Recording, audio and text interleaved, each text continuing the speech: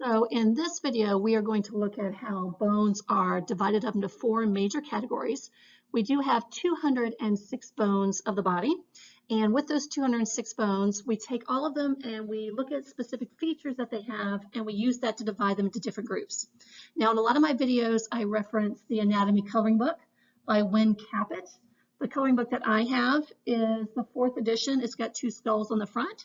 But if you have the Anatomy Coloring Book, I'm going to be looking at the page in my coloring book is page 19. It talks about the skeletal and articular systems. And in the top right-hand corner, you'll see how we have different ways that we take the bones and divide them into different groups.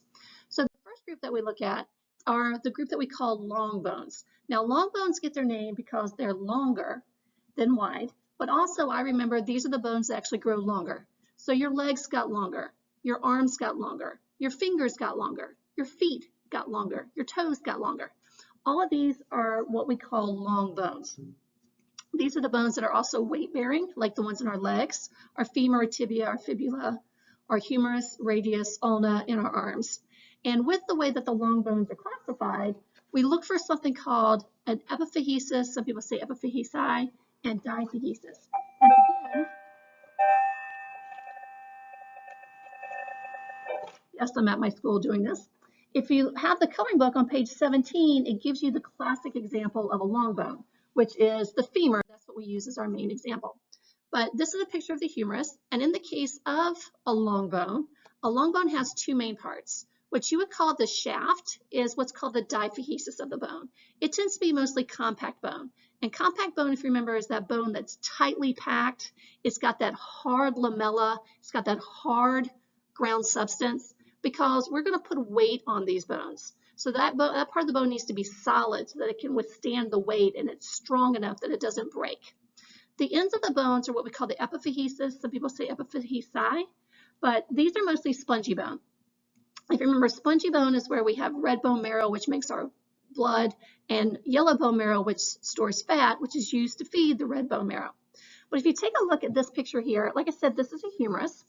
And what we find when we look at long bones is a lot of times you'll see this thing called the epiphyseal line. Okay? You have heard of what's called your growth plate.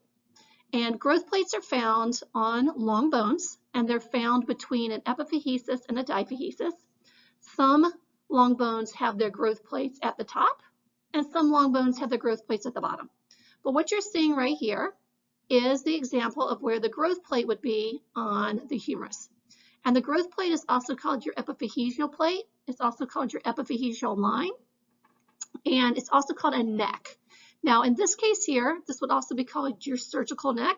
And this is where the hyaline cartilage was found in infant bones, toddler bones, and children's bones.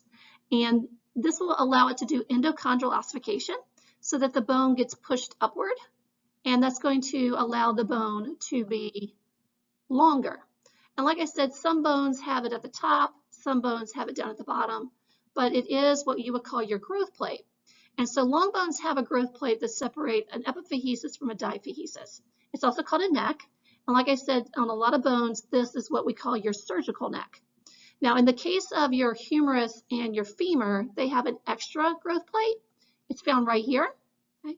What you would call the ball of the head, this part right here, the ball of the ball and socket joint, is actually called the head. And as the socket gets larger, the head of the humerus and femur have to get larger. So they have an extra growth plate. It's called the anatomical neck, and it would be found right here. But in the case of long bones, they do have this thing called a diphysis. They have this thing called an epiphysis, and then they have their different growth plates. Now, every bone you have in your body is an organ. And remember, by definition, all organs have a membrane that goes around them. So you have 206 bones in your body, which means you have 206 organs. And the membrane that goes around your bone is called the periosteum. Remember, in anatomy, anytime you see peri, like a perimeter, that means it's going to be on the outside of something. And osteum, as you know, means bone. So periosteum means it's on the outside of the bone. And it is the membrane. It's made of fibrous connective tissue that wraps around the outside of the bone. Well, also anything that's hollow in your body will have a membrane lining it. And so you guys know we have spongy bone inside of our bones, and so they have cavities in them. So those cavities will also be lined with a membrane, and that membrane is called the endosteum. Endo meaning inside, ostia meaning bone. So you have a membrane on the outside called the periosteum, and then you have a membrane lining the spongy bones cavities called the endosteum. And this is what allows for, in another video that I talked about, intramembranous ossification. Intramembranous means between the membranes. In adults, our bones aren't growing longer, but our bones have to stay the same thickness. And so we do what's called intramembranous ossification. Intramembranous meaning between the membranes. These are the two membranes that they're talking about. Now, our bones also have blood vessels that go throughout them. And in the case of this blood vessel right here, you can see that this blood vessel is going up and down the bone. Okay. This is what's called a Herversian canal. And then you have some blood vessels that go across the bone, like this one down here. And that's going to be what's called a canaliculus. And I discussed those in a different video I have when I talk about the structure of bone and ossification. And again, this is your classic example of the femur. And so you can see the epiphysis, you can see the diphysis.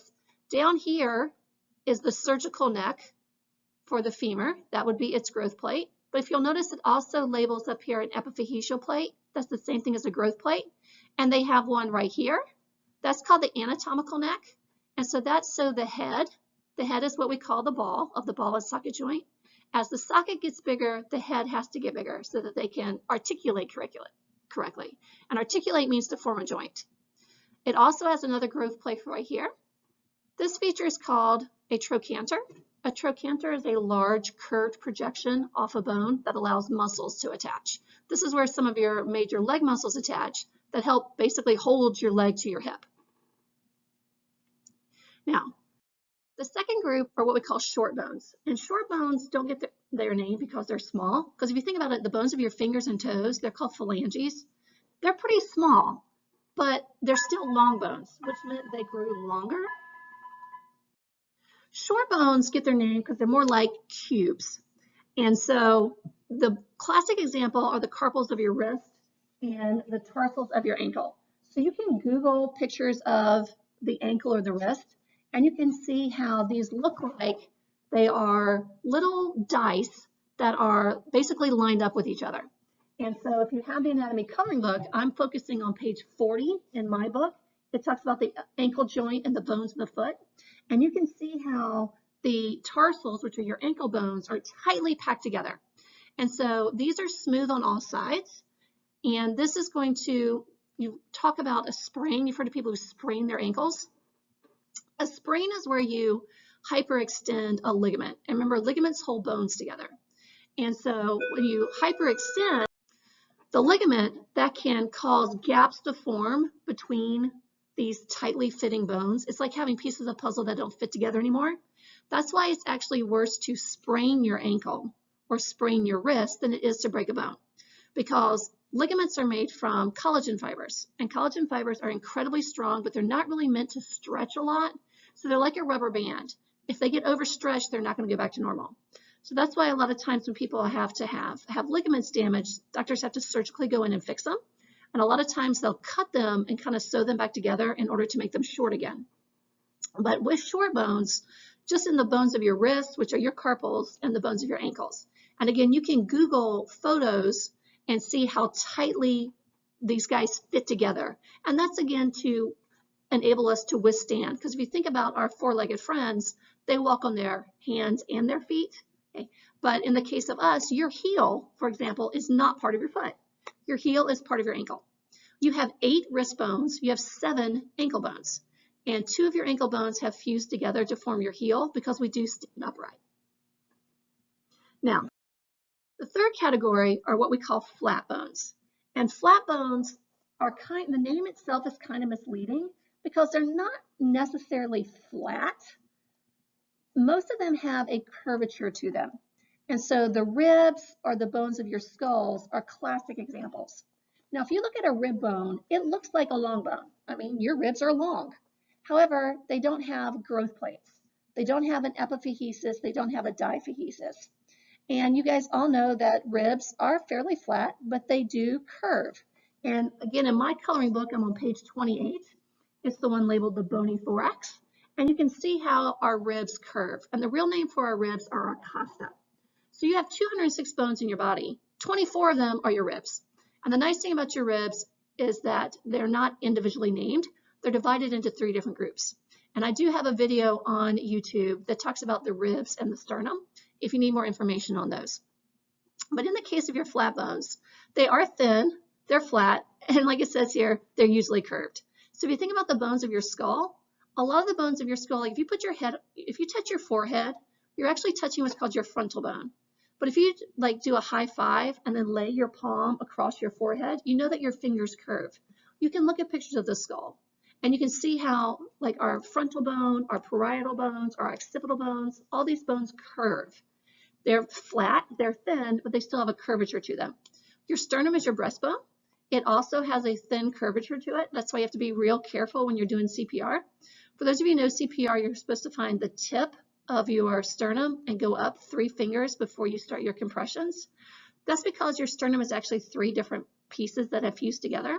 And the bottom of your sternum is called the xiphoid process, and it curves. So if you were to start doing compressions there, it's possible that you could break that off and actually stab the person's heart and lungs while you're doing CPR. Now, the last classification of bones are what we call irregular bones. These are basically your leftovers.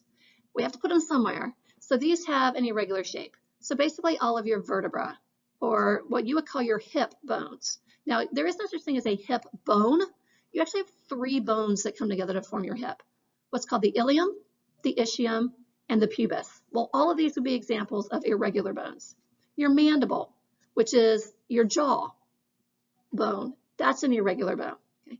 So the coloring book also mentions what are called sesamoid bones. Well, sesamoid bones are bones that show up inside of tendons or ligaments, and they're not really counted as part of the 206 bones, which is why I don't really talk about it in my classes, because not everybody has them. And if you do have them, you don't necessarily have them in the same place, and you might not necessarily have them in the same numbers. So again, not something that I really focus on. But when I talk about bones, I talk about these 4 classifications, and you can very easily Google photos of these so you can see what it is that I'm talking about.